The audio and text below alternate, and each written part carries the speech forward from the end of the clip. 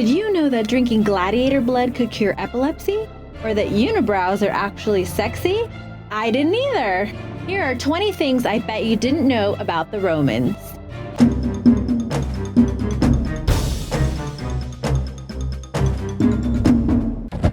Number 20. Roman physicians would recommend consuming a gladiator's blood or liver to cure epilepsy and infertility. It had to be fresh, but if you couldn't afford it, you could always go to a public execution and get a criminal's blood to drink. I'm sure the effects would be about the same. Ew. Number 19. Speaking of gladiators, gladiatorial fighting was not the most popular form of entertainment. To be fair, the arena for gladiatorial combat, aka the Colosseum, was huge. Modern archaeologists estimate that it could accommodate over 50,000 people. However, it was dwarfed by the Circus Maximus that at one point in time could accommodate 250,000 people. That was a quarter of Rome's entire population. Imagine losing your kid in that stadium. Do you know which stadium is the largest stadium in the world today? Number 18. Even though the average life expectancy in Rome was only about 25, this didn't mean that no one lived into their 30s or on into old age. The average was skewed by the number of women who died giving birth and by high infant mortality. Once a Roman made it to maturity, they were likely to live as long as people do today. Currently, the largest stadium in the world is the Rungrado 1st of May Stadium in North Korea. It can hold 150,000 people. Here's a picture since most of us will probably never see it in real life. Number 17. Very few Roman hours lasted an hour. Like us, the Romans divided the day into 24 hours. But since the length of the sunlight varied with the seasons, this also meant that the length of the hour changed. In the winter, an hour was about 45 minutes, and in the summer, about 75 minutes. Number 16. Purple clothing was all the rage, but was a status symbol and reserved only for emperors or senators. To achieve the color, a dye was made from murex seashells. What's that? Here's a picture. It was treason for anyone other than the emperor to dress completely in purple. Number 15.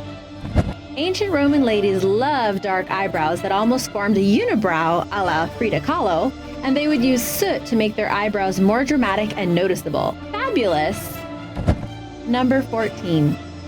White teeth were prized by the Romans, and so false teeth made from bone, ivory, and paste were very popular. Number 13.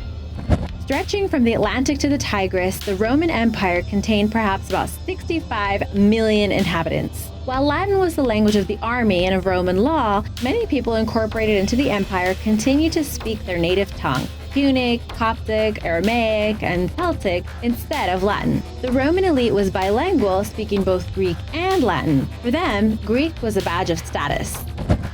Number 12.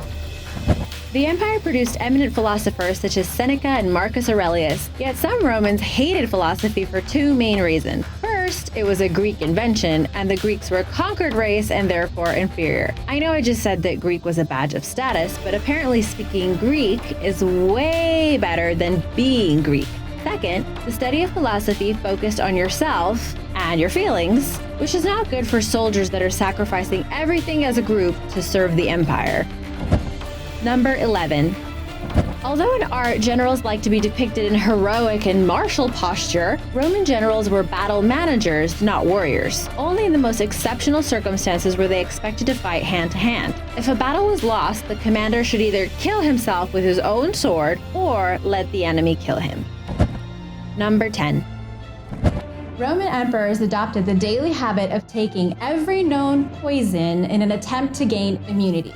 The mixture was known as Mithridatium after the creator of the practice, Mithridates, king of Pontus. He believed he had developed the formula to gain immunity to everything. Yeah, I don't know who he was either, but he lived into his 80s, so maybe we should try it. Number 9.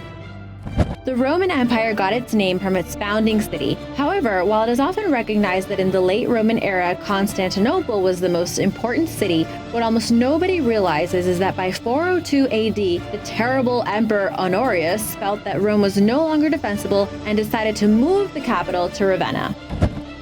Number 8. Romans and Italians were never the same thing. It's just that the Roman city-state was more aggressive with a better army and luckier than the other kingdoms of Italy. Many of the other city-states spoke a different language than the Roman state, and they hated each other. Number 7.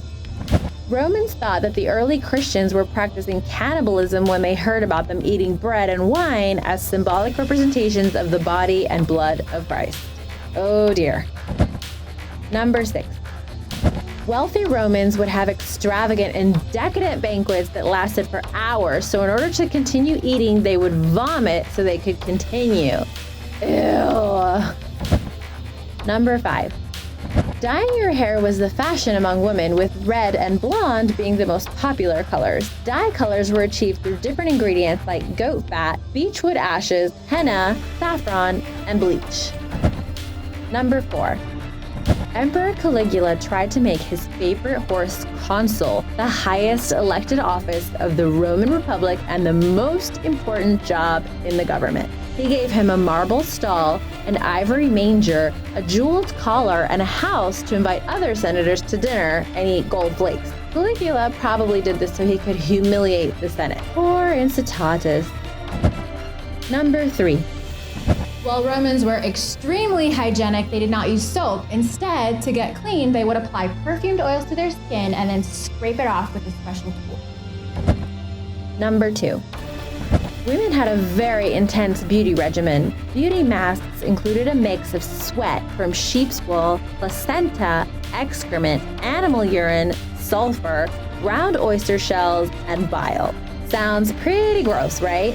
Makeup smelled so bad that Roman divas wore strong and oily perfume to cover it up. Well, to try to cover it up. Maybe you should check the ingredients on your own makeup and get back to me before you judge. Or maybe you shouldn't. It might not be a good idea. Number 1.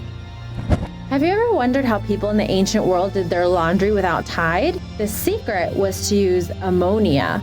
Where can I get ammonia? Is it a powder? Is it a soap? Nope. It's human urine.